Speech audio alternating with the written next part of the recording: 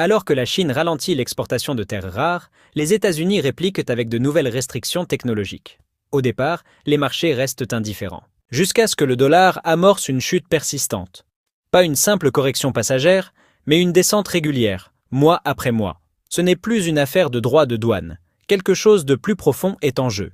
En mai, une simple feuille de calcul déclenche une onde de choc mondial. Pas d'armes, pas de déclaration tonitruante, juste un élément discret du code fiscal américain. Ce détail bureaucratique sème la panique, bouleversant les négociations commerciales. Les banques américaines se retrouvent avec des obligations que plus personne ne veut. Les alliés, en coulisses, commencent à liquider leurs actifs. Donald Trump appelle cela de la stratégie. Les marchés y voient plutôt le début d'une crise. Alors, que va-t-il céder en premier? Le commerce, la confiance ou le système lui-même? Depuis la tribune, Trump proclame avoir évité l'effondrement de la Chine. Troubles sociaux, usines fermées, chaos imminent. Pourtant, aucun signe tangible ne vient étayer ces propos. Au contraire, des sources comme Bloomberg rapportent que la production industrielle chinoise a progressé de 6,2% en avril. Malgré cela, un cessez-le-feu commercial de 90 jours est obtenu à Genève. Les droits de douane américains sont réduits à 30%, ceux de la Chine à 10%.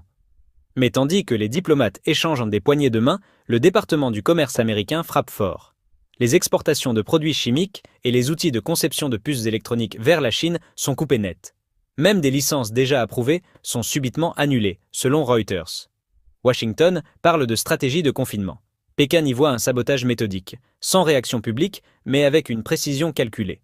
Était-ce une désescalade ou bien une manœuvre déguisée dès le départ? Le secrétaire au Trésor américain se précipite en Suisse pour tenter d'apaiser les marchés. Un accord fragile est mis en place, gelant 145 milliards de dollars de droits de douane. Pourtant, la Chine ne bouge pas. CNBC confirme que les restrictions sur les terres rares sont toujours en place. Aucune accélération des autorisations d'exportation malgré les promesses faites à Genève. Pékin invoque des contrôles de sécurité, mais en réalité, il s'agit d'une stratégie de pression parfaitement orchestrée. Washington finit par vaciller, pas la Chine. À Wall Street, la situation devient une source d'opportunités cyniques. Les traders surnomment cette tactique la stratégie du décollage. Trump menace, les marchés chutent, puis rebondissent dès qu'il recule. En mai, le Financial Times identifie ce schéma. Le 28, il se répète, Trump retarde une taxe sur les importations européennes et le S&P grimpe de 2,1%. Les investisseurs s'habituent à cette mécanique, mais les agences de notation, elles, tirent la sonnette d'alarme. Moody's abaisse la perspective de la dette américaine, dénonçant un chaos fiscal croissant. Et si cette fois, Trump ne faisait pas marche arrière? Si le cycle se brisait? Les marchés, habitués au retournement de situation, se retrouvent sans filet. Il ne s'agit plus simplement de chiffres, il s'agit de confiance, de savoir si Washington respecte encore les règles du jeu, et justement, les données s'effondrent. Les importations de biens chutent de près de 20% en avril, un record, une conséquence directe des droits de douane décrétés en mars. La consommation intérieure, qui représente près de 70% du PIB américain, ralentit brutalement. À peine 0,1% de croissance en avril contre 0,7% le mois précédent. Les ménages cessent d'acheter. Ils puisent dans leurs réserves. Les prix augmentent. Le moral baisse. Les mesures censées affaiblir la Chine affaiblissent en réalité la demande intérieure américaine. Et pendant que les exportations baissent également, le moteur de la liquidité commerciale américaine cale. Les armes économiques se retournent contre leur émetteur. Depuis décembre, l'indice du dollar a perdu près de 5%.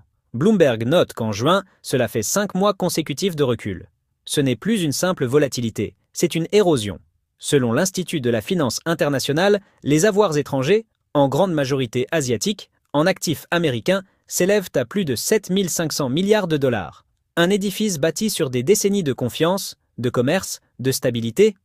Aujourd'hui, les mouvements erratiques des bons du Trésor et le brouillard fiscal américain font fuir les investisseurs les plus prudents. Certes, un dollar plus faible peut stimuler les exportations, mais seulement si le monde continue de croire au système qu'il représente. Or, cette croyance est en train de se fissurer. Les exportations s'effondrent, la consommation stagne. Et, franchement, ce ne sont là que les symptômes. Le véritable danger est plus profond. C'est l'effritement, lent mais réel, de l'histoire qui soutient le système financier mondial depuis plus de 70 ans. Le danger ne vient plus seulement des flux de capitaux, mais de l'effondrement du récit. Si le dollar cesse d'incarner la sécurité mondiale, eh bien, toute l'architecture financière qui repose sur cette idée vacille. L'économie américaine repose sur un pilier bien plus fragile que l'argent, la confiance. Une confiance dans ses marchés, dans sa stabilité politique, dans sa prévisibilité. Cette confiance a permis aux États-Unis de vivre avec des déficits chroniques, de s'endetter sans limite, tout en continuant à attirer les capitaux mondiaux. Mais que se passe-t-il lorsque le monde commence, prudemment mais fermement, à dire non? Le Trésor américain assure que tout est sous contrôle. Il prétend que la Chine reviendra à la table des négociations dès que les signaux de Trump seront plus clairs. Pourtant, aucun élément ne vient appuyer cette hypothèse. Pékin ne bouge pas, aucune ouverture, aucun geste, aucun compromis. Même le Japon, pourtant extrêmement dépendant du commerce avec les États-Unis, refuse de céder. Les leviers traditionnels n'ont plus d'effet. Parallèlement, le déficit commercial américain atteint 1220 milliards de dollars, une explosion de 40 et 1% depuis 2021. Ce niveau aurait autrefois déclenché une alerte mondiale. Et ce n'est pas tout. La position d'investissement international net des États-Unis, c'est-à-dire la différence entre ce que les Américains possèdent à l'étranger et ce que les étrangers possèdent sur le sol américain, a plongé à moins 26 000 milliards de dollars. Jamais les intérêts étrangers n'ont détenu autant d'actifs américains. L'Amérique vend ses ressources pour entretenir l'illusion de la prospérité. Et elle continue à emprunter, à imprimer de la monnaie, à dépenser. Elle appelle cela de la puissance. Mais les marchés ne sont pas dupes. Pour les investisseurs, la force ne se mesure pas seulement à l'échelle, mais à la stabilité. Et lorsque l'emprunteur paraît de plus en plus instable, le prêteur commence à poser des questions qui dérangent. En mai, les premières fissures deviennent visibles. Le marché des bons du Trésor commence à trembler. Symbole historique de la stabilité financière mondiale, le marché obligataire américain a enregistré sa première perte mensuelle en 2025. Les rendements ont chuté de 1,2% sur l'ensemble des maturités. Les obligations à long terme, autrefois considérées comme un placement inébranlable, affichent désormais des pertes cumulées de plus de 7% depuis 2020, même en tenant compte des intérêts. Les banques régionales américaines, déjà fragilisées, se retrouvent asphyxiées par ces pertes latentes. D'après la Réserve fédérale, près de 413 milliards de dollars de pertes non réalisées s'accumulent dans les bilans bancaires, une vulnérabilité systémique de l'ampleur de Silicon Valley Bank, démultipliée à l'échelle du pays. Alors que la demande étrangère pour la dette américaine faiblit, ce sont désormais les banques régionales, déjà en surcharge de risque, qui sont contraintes de combler le vide. Ce rôle de dernier recours les place face à un dilemme impossible, comptabiliser leurs pertes et risquer une crise de solvabilité ou faire comme si tout allait bien en espérant que personne ne regarde de trop près. Dans les deux cas, la confiance chancelle. Et au lieu d'assouplir les pressions, Washington resserre encore l'étau.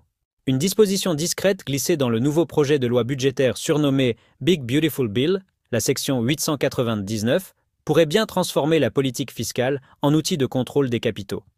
Ce texte donne au Trésor américain le pouvoir unilatéral d'imposer des taxes à toute entreprise ou tout investisseur issu d'un pays jugé coupable de pratiques fiscales inéquitables. Cette évaluation, entièrement subjective, laissée à la seule appréciation de l'administration. Les analystes de JP Morgan tirent la sonnette d'alarme. Même des pays alliés, respectant pourtant les standards fiscaux internationaux de l'OCDE, comme la France ou le Royaume-Uni, pourraient être pénalisés. Un glissement juridique inquiétant qui arrive au pire moment possible. En effet, les États-Unis doivent lever environ 300 milliards de dollars de nouvelles dettes ce trimestre, selon le Bureau du budget du Congrès. Or, la participation étrangère aux enchères de bons du Trésor a déjà chuté, passant de 72% l'an dernier à seulement 57% aujourd'hui. Ce n'est pas une anomalie passagère, c'est un signal d'alarme.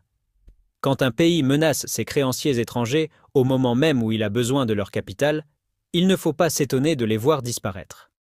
Le capital, lorsqu'il perçoit un risque de blocage, de taxation arbitraire ou de gel, ne s'interrompt pas. Il s'enfuit. Quand le monde commence à considérer le dollar non plus comme une valeur refuge, mais comme une zone à risque, tout change. Ce qui était autrefois un pôle d'attraction devient un périmètre à éviter. Le cessez-le-feu de Genève, censé être un point de réinitialisation entre Washington et Pékin, n'a eu aucun effet tangible. 3 semaines plus tard, la Chine maintient toujours ses restrictions sur l'exportation de terres rares. De son côté, Trump relance la confrontation avec la menace de nouveaux droits de douane sur les importations automobiles européennes. La promesse d'un échange téléphonique entre Trump et Xi Jinping reste une promesse. Aucun contact confirmé, aucun progrès. Sur le plan intérieur, la demande ralentit, l'inflation reste bloquée à 2,3% et les enchères du Trésor peinent à trouver preneur. Pendant ce temps, les banques absorbent de plus en plus de risques dans un silence pesant.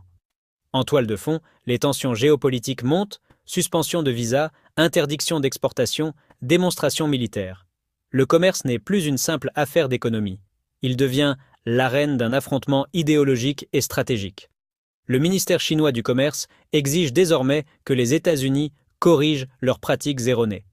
Ce n'est pas de la rhétorique diplomatique, c'est souvent le prélude à des représailles concrètes, sanctions, taxes, durcissements réglementaires. Ce bras de fer n'est plus un différend commercial, c'est un processus de découplage systémique, dans lequel les décisions sont guidées autant par la politique que par l'économie. Et aujourd'hui, les États-Unis se retrouvent dépourvus à la fois de levier et de crédibilité. Nous voilà donc à la lisière, une trêve fragile, déjà en lambeaux, une monnaie dont la suprématie se fissure, une économie qui fait semblant d'avancer alors même que les fondations vacillent, des émissions obligataires qui ne trouvent plus preneur, des consommateurs qui freinent leurs dépenses, des capitaux étrangers qui prudemment cherchent la sortie. Et Washington avance toujours, les yeux bandés. Une menace dans une main, des droits de douane dans l'autre, poussant des politiques fondées sur des hypothèses contredites par les faits. Alors une question s'impose, si la Chine refuse de plier, si les investisseurs étrangers tournent le dos, si les banques américaines doivent endosser un risque qu'elles ne peuvent de même plus évaluer, qu'est-ce qui cédera en premier? Le marché obligataire? Le dollar? Ou l'illusion qu'il y a encore quelqu'un aux commandes?